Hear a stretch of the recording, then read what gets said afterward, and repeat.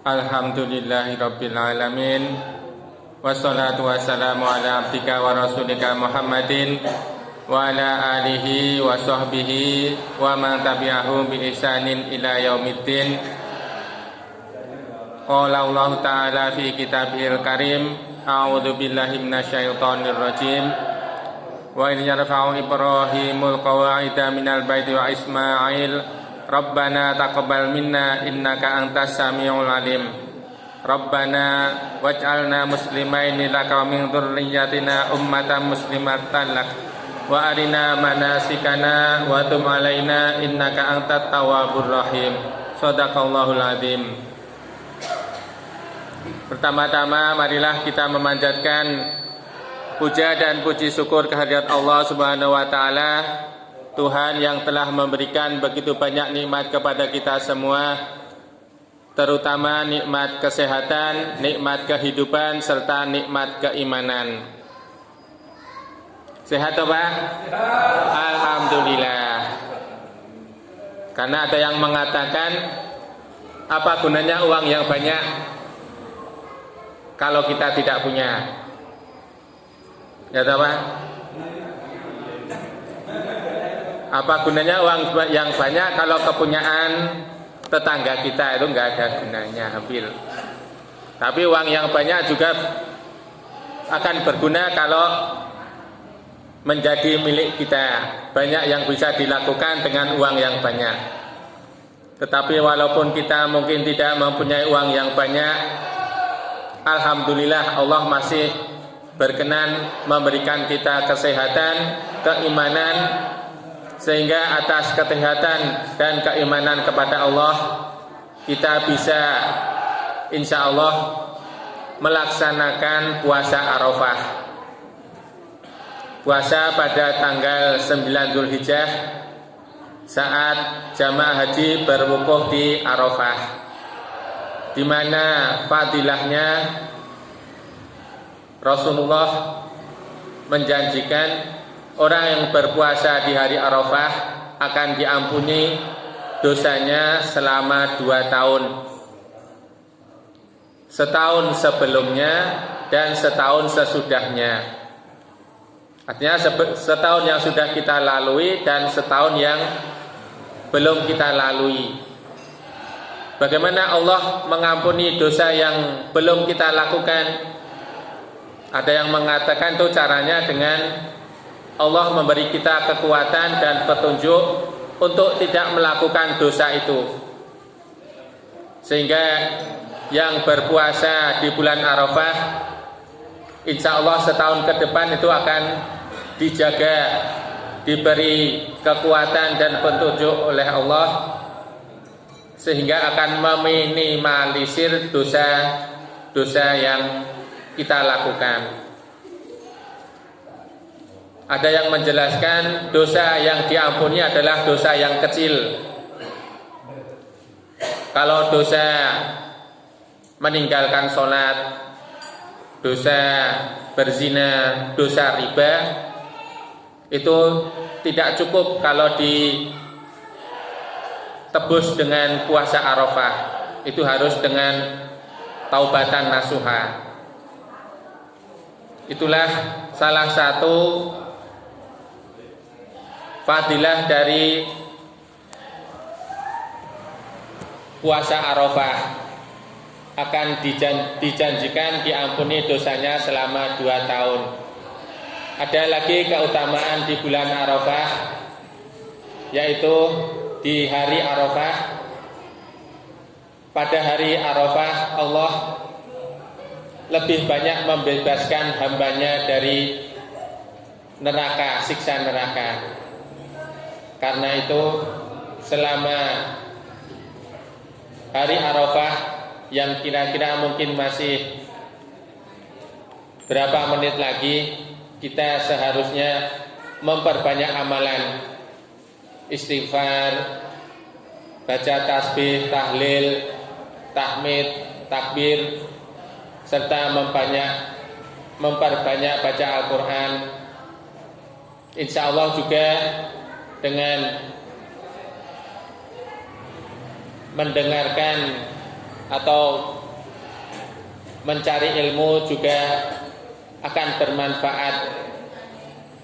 Kemudian apa doa yang banyak dibacakan di hari Arafah? Ada yang mengatakan di hari Arafah ini kita dianjurkan memperbanyak ucapan La ilaha illallah wahdahu la syarikalah lahul mulku wa lahul hamdu wa huwa ala kulli syai'in qadir. Mungkin kalau saya, nah doa itu kok tidak ada permintaannya. Tapi kalau kita memahami arti dari ucapan tadi, La ilaha illallah, tiada Tuhan selain Allah, wahdahu la syarikalah, Allah yang Maha Esa, tidak ada sekutu baginya, lahul mulku wa lahul hamdu, baginya segala puji dan segala kerajaan dan segala pujian, wa huwa ala kulli syai'in qadir. Dan Allah Maha menentukan segala sesuatu. Insya Allah dengan banyak membaca doa itu, kemudian kita pahami artinya, kita laksanakan, maka hati akan menjadi tenang. Kita masukkan dalam hati kita bahwa Allah lah yang menentukan segalanya. Kenapa kok rezeki saya seperti ini? Yakin saja Allah yang menentukan. Kemudian mencoba ridho kepada takdir Allah. Diberi rezeki begini, alhamdulillah. Diberi rezeki begitu, alhamdulillah. Ada satu nasihat supaya hidup itu tenang adalah dalam urusan dunia, lihatlah orang yang posisinya berada di bawahmu, yang secara ekonomi berada di bawah kita. Misalkan orang yang punya motor, jangan melihat orang yang punya mobil, nanti bisa ngenes. Orang yang punya motor bersyukur daripada yang ngepit. Orang yang ngepit bersyukur daripada yang melaku, yang tidak punya sepeda. Orang yang bisa berjalan bersyukur masih bisa jalan. Orang yang masih bisa jalan, yang tidak bisa jalan bersyukur karena masih bisa bernafas. Nah, kalau sudah tidak bisa bernafas, ya wassalam. Ya Pak Yadi. Itu selalu ada yang bisa kita syukuri. Karena kalau kita tidak bisa bersyukur, kita akan meremehkan apa yang kita punyai. Kalau kita meremehkan apa yang kita punyai, seperti juga mungkin kita meremehkan yang memberikan. Punya motor, wah minggu motor, padahal hakikatnya motor itu pemberian dari Allah. Karena apa?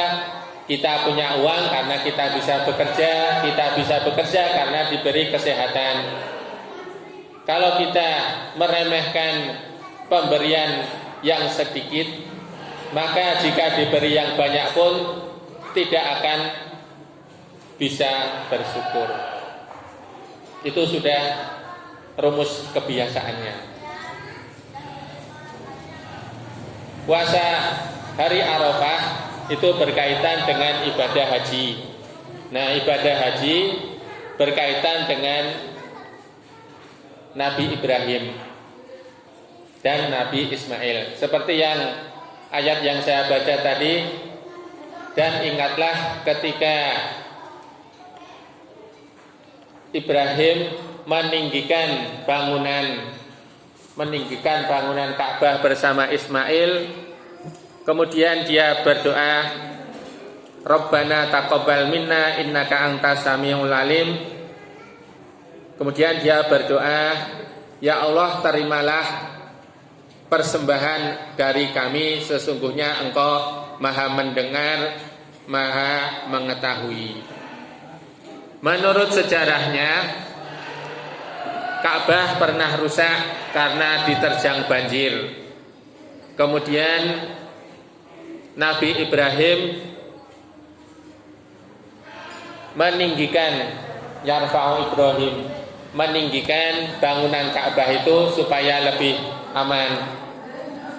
Ada yang mengatakan ketika meninggikan itu beliau dibantu oleh Ismail yang walaupun umurnya baru sekitar 4 atau 5 tahun, tapi sudah bisa membantu. Sehingga ada yang mengatakan,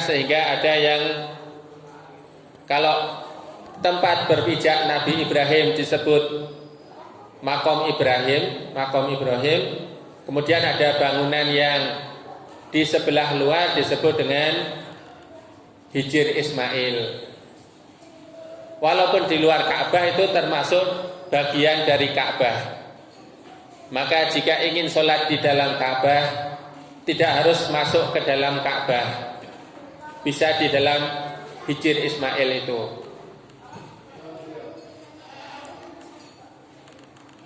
Kemudian Nabi Ibrahim melanjutkan doanya, Rabbana waj'alna muslimaini laka wa min dzurriyyatina ummatan muslimatan lak wa arina manasikana wa tub alaina innaka antat tawwabur rahim. Ya Allah, jadikanlah kami dua orang yang menyerahkan diri kepadamu, dan tunjukkanlah kepada kami manasik, wa arina manasikana wa tub alaina. Kemudian berilah kami taubat, sesungguhnya Engkau Maha penerima taubat. Itulah doa kalau seorang nabi yang mendapat petunjuk, dia berdoa supaya dia dan anaknya dijadikan orang yang menyerahkan diri, berserah diri kepada Allah. Kalau kita atau saya mendoakan anak-anak saya, mungkin mendoakan supaya jadi anak pintar, anak yang sukses, yang soleh, kalau bisa sukses dunia, sukses akhirat. Tapi Nabi Ibrahim mendoakan supaya dia dan anak-anaknya menjadi orang yang muslim, yang berserah diri kepada Allah. Itu bisa kita amalkan, kita mendoakan kita dan keluarga kita menjadi orang yang mau berserah diri kepada Allah. Di lain ayat Nabi Ibrahim berdoa, wala tuhzini yauma yub'atsun yauma la yanfa'u malu wala banun illa man atallaha biqalbin salim. Ya Allah, janganlah kamu hinakan kami di hari kebangkitan, yaitu hari yauma la yanfa'u malu wala banun, hari di mana tidak bermanfaat harta dan anak-anak. Yang bermanfaat pada hari itu adalah orang yang datang kepada Allah dengan hati yang selamat. Itulah doa yang dipanjatkan oleh Nabi Ibrahim, yaitu meminta supaya jangan sampai direndahkan di hari akhirat. Walaupun dipandang rendah di dunia, mungkin tidak apa-apa, asalkan jangan sampai dipandang direndahkan di akhirat oleh Allah. Karena di sana nanti yaumala yanfa'u malu wala banun, hari di mana tidak bermanfaat harta benda dan anak-anak. Kalau di dunia mungkin harta benda kita masih banyak manfaatnya. Kalau mobil udan ra kepanasan, panas ra udanan. Enak, mau kemana-mana pas hujan tidak perlu cari payung, tidak perlu apa? Mantol. Nah, nek motor kan nek panas ra udanan, udan ra kepanasan. Betul tak Pak? Panas ra udanan, udan ra kepanasan. Harus banyak atau sering mempersiapkan mantol, terutama kalau pas hujan. Itu kalau di dunia. Di akhirat, menuju akhirat saja mobil tidak terpakai, motor tidak terpakai, kita juga tidak bisa memakai. Perjalanan menuju akhirat kita insya Allah sama memakai bahan dosa, sama-sama hanya diangkat, entah dibawa kemana, kita tinggal manut saja. Tapi kalau di akhirat semua itu tidak berguna selama kita di dunia tidak menggunakan itu dengan baik. Mobil, motor, sepeda juga bisa berguna di akhirat. Kalau mobil, motor kita gunakan untuk bekerja, untuk bersilaturahmi, untuk mencari ilmu. Rasulullah menjelaskan mayit itu diikuti oleh 3 hal. Diikuti oleh 3 hal: keluarganya, hartanya, dan amalnya. 2 akan kembali, 1 akan tetap bersama mayit di kuburan. Yang kembali adalah harta dan keluarganya, sedangkan amalnya akan tetap menemani. Yang perlu diperhatikan adalah kita diikuti, bukan membawa. Kalau kita bisa membawa amal, kita tentu membawa yang baik-baik, sholat, ngaji.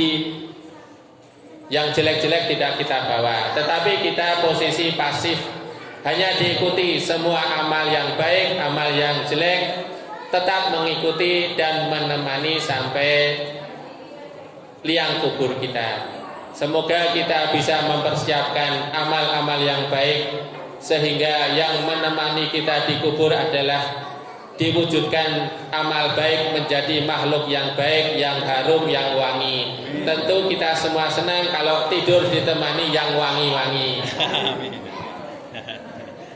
Insya Allah itu yang bisa saya manfaatkan. Semoga ada manfaatnya.